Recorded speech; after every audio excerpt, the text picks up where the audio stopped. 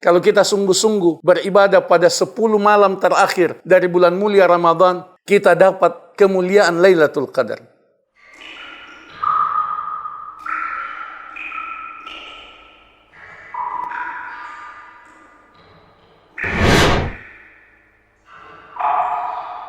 An Abdullah bin Abbas radhiyallahu anhuma anna Nabiya sallallahu alaihi wasallam qala fi Lailatul Qadar. Dari Abdullah bin Abbas, semoga Allah meridai kedua beliau, meriwayatkan bahwa Nabi sallallahu alaihi wasallam pernah bersabda tentang Lailatul Qadar, iltamisuha fil ashri awakhir. Beliau bersabda, carilah Lailatul Qadar pada malam 10 malam terakhir min Ramadan, dari bulan Ramadan. Akhrajahul Imamul Bukhari. Hadis mulia ini dikeluarkan oleh Al-Imamul Bukhari. Hadis mulia ini adalah pendidikan untuk kita semua agar kita bersungguh-sungguh mencari, mengejar, memuliakan Lailatul Qadar pada 10 malam terakhir dari bulan mulia Ramadan. Nabi sallallahu alaihi wasallam memerintahkan kita untuk mencarinya.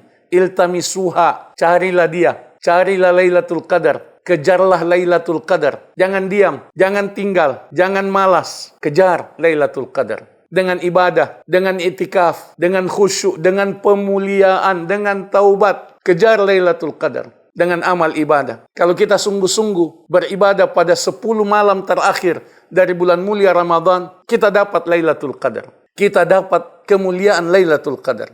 Karena itu, mari kita tingkatkan ibadah kita. Mari kita tingkatkan kualitas dan kuantitas ibadah kita. Mari kita tambah dan ulang-ulangi taubat kita. Tambah dan tingkatkan khusyuk kita. Tambah dan tingkatkan tafakkur kita. Selain qiyamul lail, tilawah Al-Quran yang lebih banyak, yang lebih khusyuk, yang ditambah dengan tadabbur, yang ditambah dengan zikir yang panjang, doa yang banyak, doa yang berulang-ulang, berbuat baik kepada sesama muslim, orang-orang terdekat, memperbanyak sedekah dengan penghayatan, pemuliaan terhadap Lailatul Qadar. Memperbanyak nasihat, dakwah yang bijak kepada sesama muslim.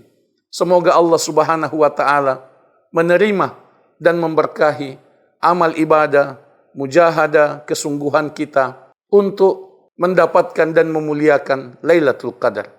Semoga Allah memuliakan kita semua di dunia dan di akhirat. Allahumma amin. Wa sallillahumma wa sallim wa barik ala nabiyyina Muhammad wa ala alihi wa sahbihi ajma'in.